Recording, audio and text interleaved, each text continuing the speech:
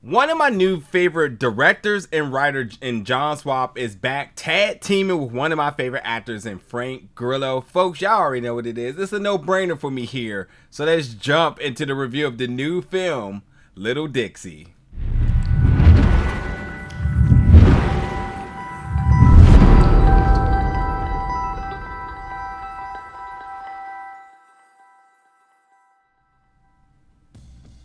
What's up, everybody, and welcome back to the channel today for another review. And today we're going to be reviewing the new film Little Dixie, which is coming to theaters, on demand, and digital February 3rd. Yeah, John has really been putting in work, and when I was first introduced to him, it was with the film Body Brokers, which was just fantastic. Michael Kenneth Williams and Frank Grillo. And I think since that film, where that film was definitely a passion project, very closely connected to John's life, since then he's really started to diversify his skill. He's really gotten his bag. He's really started to show his craft, and that went from Ida Red, which I thought was fantastic, Candyland, which just recently came out this year, which was just on the other end of the spectrum to the first two films you checked out. And then now you have Little Dixie, where he's again reconnecting with Frank Grillo. So like, y'all already know what it is. I love Frank Grillo, so any film he's in, it's a no-brainer. But it's quite frankly the same thing with John Swap now. Like, anything he's in, I'm definitely checking out, and the two of them together is a no-brainer for sure.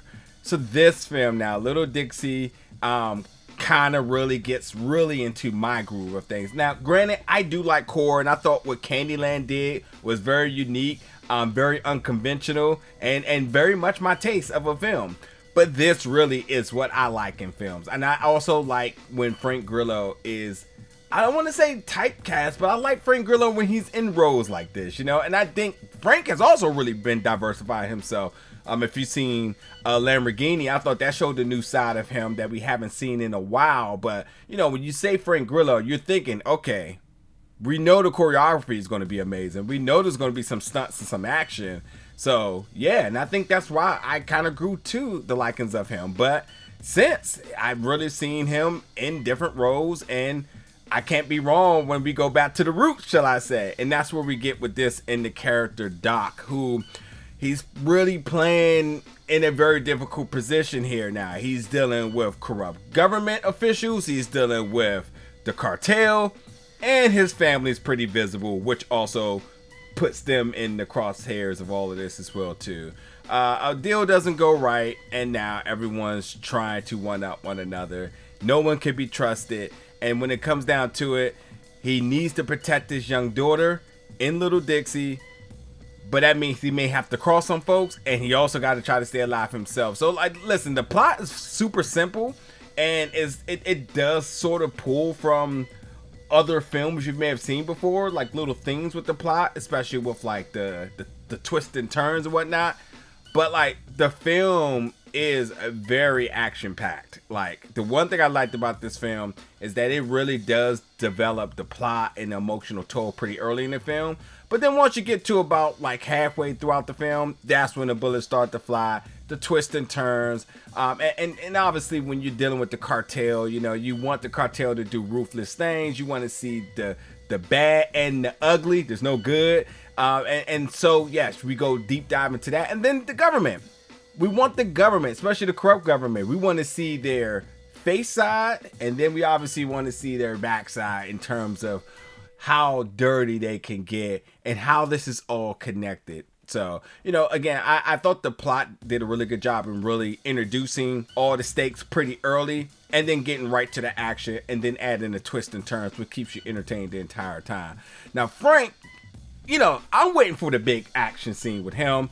Don't get it until pretty much the third act, but yet it's worth the wait. And there's a lot of other folks attached to this film that I thought was fantastic. Eric Dane from Euphoria.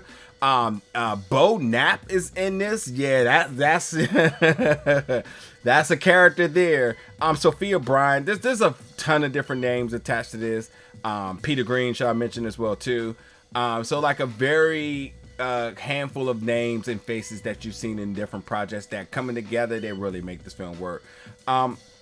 I think one thing that seems to be starting to be pretty true to the last few films of John, outside of Body Brokers, which I felt like was his big debut film where, I think that's where he started to grow his fan base. I think now from his last 3 films, from Ida Red and Candyland and this, expect some twists and turns that's going to catch you off guard. Expect your mind to kind of be wild at some point. And that's what Little Dixie does as well. Like there's things that you may think you're going to see coming, but when it comes down to it, with the stakes and everything at its highest, you really don't know until things are actually executed and you see it play out in the film. So like, yeah, you know what? I like this film. I would say that I wish there was just a little bit more action, frankly, especially with how high some of the stakes were. And I also wanted things to be maybe just a little more brutal. I mean, hey, we're talking about the government versus the cartel here. I want to see it get down and dirty. I want to see blood splayed everywhere. So like maybe that's just a personal preference for me. I don't think there's that, really demand or desire takes away from the film, but it certainly would have took the film to the next level without a doubt. And then Frank is your lead. He kind of keeps you guessing. He kind of stays low key. It's sometimes hard to kind of see where his allegiance is at, but clearly it's to his family, it's to his daughter. That's what matters. And this poor girl, her kind of being in all of this and whatnot is, it definitely keeps you as the viewer engaged, because you want her to obviously be safe and you want her to be returned home. So I'm gonna just say it right now. I want John to keep working. John has been putting out film after film after film, hitting all genres. I think I need a rom-com next. John, you hear me? You watching this? I need a rom-com. And hell, if you want to put Frank in that, let's do it too, because I won't complain here. But seriously, keep an eye out for him. I've already checked this IMDb. There seems to be a couple of other projects coming down the board there. One Day as a Lion and BRBS. So, my guy's not slowing down. And if you have not checked out his films, totally check this one out, but go back. Candyland recently came out earlier this month. Ida Red, 2021. Body Brokers 2021 with Michael Kenneth Williams, which is fantastic, the late great. And again, that's a story that's really close to him. So like, you understanding where John comes from and his passion and desire to put out cinema just makes you appreciate the work and the craft just a lot more. So like, there's no bias, but when you truly understand what someone's sort of direction and passion to want to put out entertainment for us, it makes it just so much more entertaining, but like you just feel so much more appreciative because you just know it comes from a good place. And here's another film you want to add on your list in Little Dixie. You love Frank Grillo. Oh, Frank won't let you down. Listen, one thing about Frank in this film I will say, while Frank is sort of low key most of the film, there's a scene where he's like mildly tried, and I felt like it was like a message to the fans, like, hey, listen, don't mess around, because if I gotta mess around, then I can do some things. I like how a scene with him kind of catches you off guard. You're kind of like, oh yeah, don't mess with that guy. It's a bad dude. And you will enjoy the cartel members as well. I don't want to give too much away, but there's some particular characters that are very unhinged, and you just don't know. These brothers and whatnot, you just don't know what's next for them. But check it out, folks. This is Lil Dixie. Jump in the comments. Let me know your thoughts about this when you check it out. And as always, stay tuned for more reviews very soon.